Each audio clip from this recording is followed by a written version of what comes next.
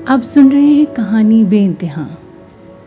ये वो कोठी थी जो अंदर से ढेरों कमरों में तब्दील हो जाती थी, मानो वे कमरे ना होकर ढेरों रास्ते हों जिस पर चलते हर शख्स की अलग अलग राहें थी।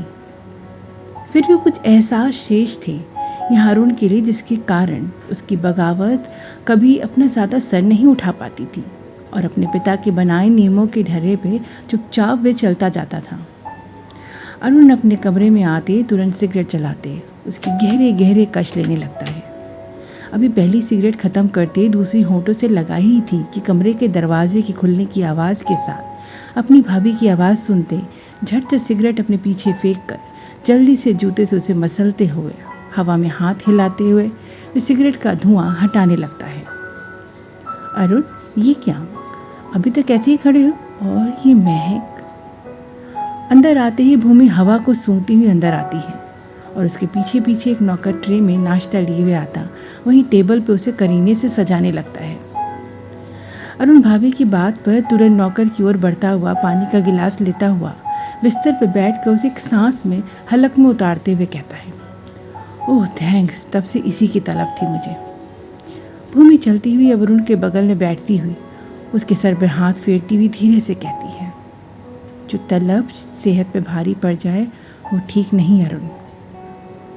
इस पर अरुण फंसी सी हंसी के साथ उनकी ओर देखता हुआ झट से उनकी गोद में सर रखे लेटता हुआ कहता है, तलब तो आपके प्यार की है भाभी, नहीं तो कब का मन की करता ये घर छोड़ चुका होता।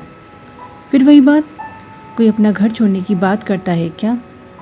अब देखना तुम इतने समय बाद वापस आए हो तो देखना डैडी जी तुम्हें ज़रूर तुम्हारे हिसाब से चलने देंगे।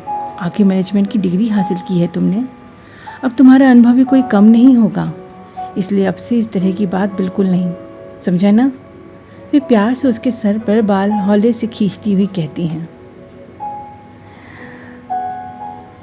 Now let's see. नौकर अपना काम ख़त्म करके जा रहा था, तभी कोई शरीर युवती धड़धड़ाती हुई अंदर कमरे में प्रवेश करती ठीक उनकी नज़रों के सामने खड़ी होती अपनी भरपूर मुस्कान से उन्हें देखने लगती है।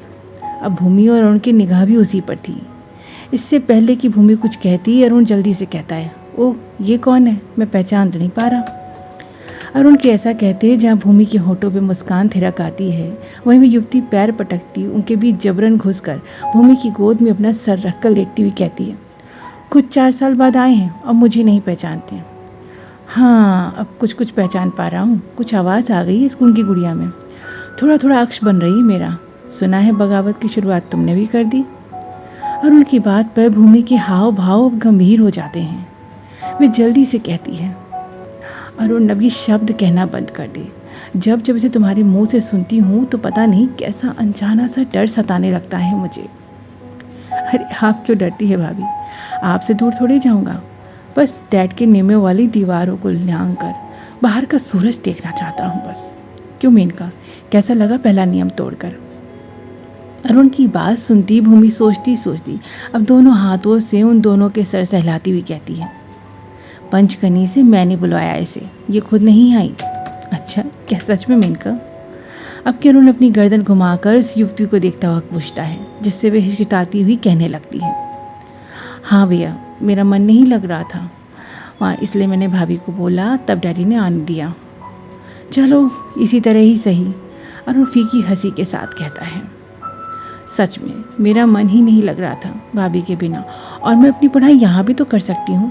फिर पता नहीं क्यों डैडी को लगता है कि घर से दूर रहकर ही हम पढ़ सकते हैं। मेनका अपनी बात थोड़ा उदासी के साथ कहती है, उनके लगने पे लगाम ही कहाँ है, वे तो बस हुक्म सुनाते हैं। चलो अच्छा ही हुआ यहीं रहो। अरुण की बात पर अब वह झट से चहकती हुई कहने लगती है, थैंक्स भैया। चलिए, एक बात तो मेरी समझ में गई कि तब से बड़े भैया तो मुझसे अलग ही खफा थे मेरे वापस आने से।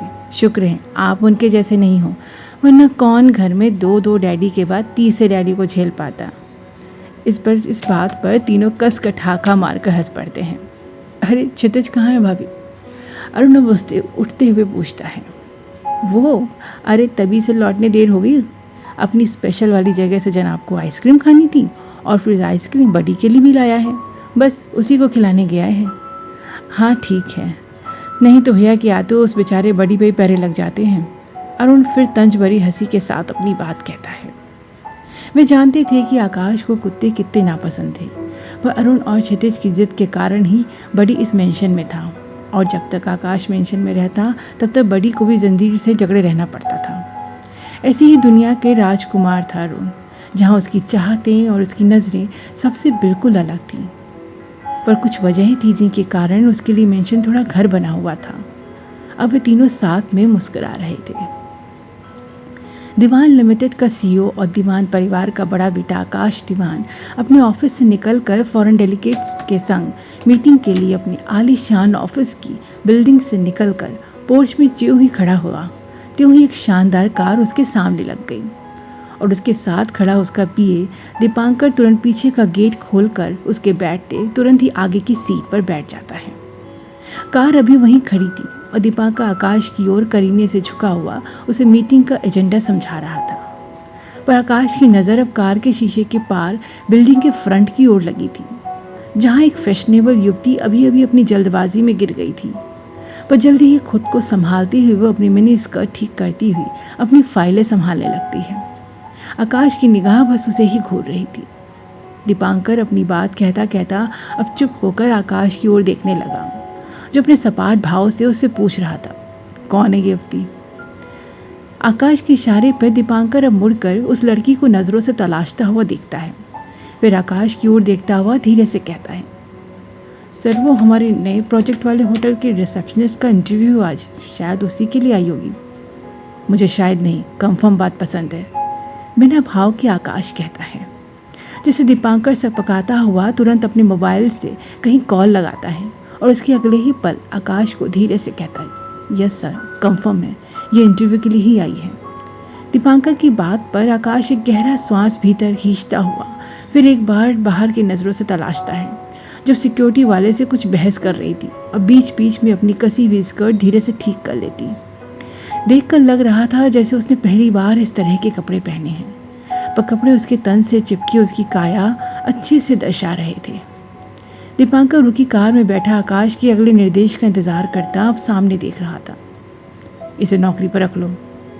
आकाश के इतना कहते दीपांकर तुरंत यस कहता मोबाइल पर दूसरी ओर किसी और को निर्देश दे देता है, let's go, we are late for the meeting.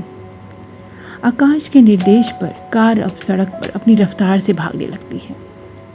तो जुड़े रहें इस बेइंतहा के सफ़र से और सुनते रहें रोजाना नए नए पार्ट। इस कहानी को पसंद आने पे इस चैनल को सब्सक्राइब करें और मित्रों से शेयर करना बिल्कुल ना भूलें। धन्यवाद।